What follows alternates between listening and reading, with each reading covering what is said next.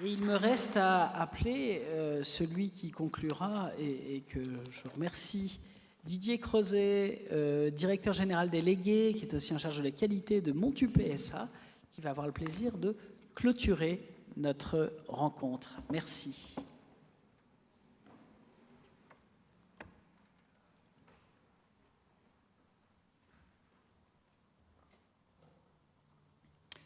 Mesdames et messieurs, bonsoir. Donc, je suis Didier Crozet, directeur général délégué de Montupé. Pour planter très rapidement le décor, Montupé, c'est une entreprise industrielle de la métallurgie de l'aluminium, active dans le domaine de l'automobile. Autant vous dire que c'est une industrie de main-d'œuvre, puisque nous avons dans notre entreprise 4000 responsables et qui génère un chiffre d'affaires de 550 millions d'euros. Si j'interviens avec vous ce soir, c'est au nom de Stéphane Magnan, le prochain président de Planète Sociale. Et si je suis là, c'est d'une part parce qu'il ne pouvait absolument pas être avec nous ce soir, mais également parce que j'ai, avec beaucoup d'autres dans cette entreprise, et maintenant depuis plus de 30 ans, contribué à mettre en place et à pratiquer des règles de management innovantes qui semblent contribuer dans la durée au succès du dialogue social.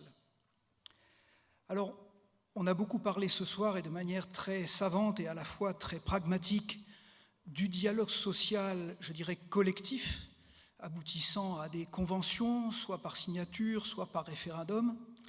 Et je voudrais faire un pas de côté et vous parler du dialogue social qui a lieu chaque heure, chaque jour dans nos entreprises. D'ailleurs, il a été largement évoqué dans les cas pratiques, soit pour regretter qu'il n'ait pas été préalable aux ennuis rencontrés, soit pour dire qu'au contraire, il a été facteur de succès dans les cas de signature d'accords. Alors je pense que pour parler de dialogue social réussi, il faut revenir aux besoins de l'entreprise. Et je le reconnais en simplifiant tout à fait à l'extrême, on peut dire que la communauté de femmes et d'hommes qu'est l'entreprise a un besoin vital d'innovation et de compétitivité, tout simplement pour attirer des clients, des commandes, des investisseurs, générer de l'emploi et le pérenniser. On parle beaucoup de création de valeur dans nos métiers. Eh bien, l'innovation et la compétitivité sont des valeurs qui sont créées par les personnes qui mettent en œuvre intelligemment des systèmes de production, qu'ils soient matériels ou immatériels.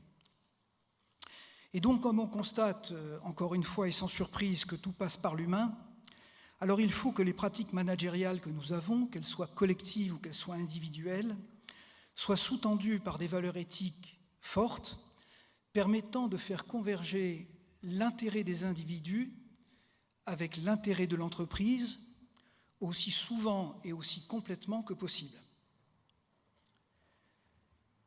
Vaste objectif. Pour y parvenir, il y a quand même deux préalables.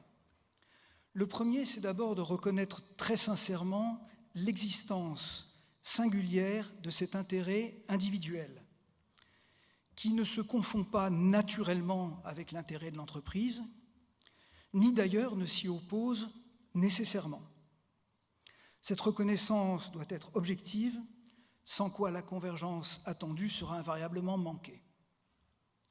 Le second préalable, bien entendu, c'est une perspective de long terme, puisque, on l'a dit, il arrive que les aléas de la vie des affaires écartent temporairement ces deux intérêts, et surtout parce qu'il s'agit de bâtir la confiance, ce qui, on le sait, requiert des efforts continus sur le temps long. Comment faire alors pour que le droit social, et singulièrement la nécessaire négociation collective, ne soit plus seulement cette somme de contraintes ou de menaces vécues par l'entrepreneur, mais contribue à la construction de la confiance, à la convergence de l'intérêt des personnes et de l'intérêt de l'entreprise. Cela passera nécessairement par une réforme, peut-être celle qui est en cours, de nos règles juridiques et de nos pratiques sociales, élargissant l'espace de liberté propre au développement de meilleures pratiques managériales, en particulier en termes d'information de tous, de prise de décision concertée, de délégation enrichissante et d'évaluation juste des services rendus par chacun. Cette cohérence retrouvée du champ réglementaire et de la pratique sera alors non seulement une vraie source de productivité opérationnelle au service de la performance économique des entreprises dans leur compétition globale, mais également, et peut-être surtout, un fantastique progrès moral. Je vous remercie.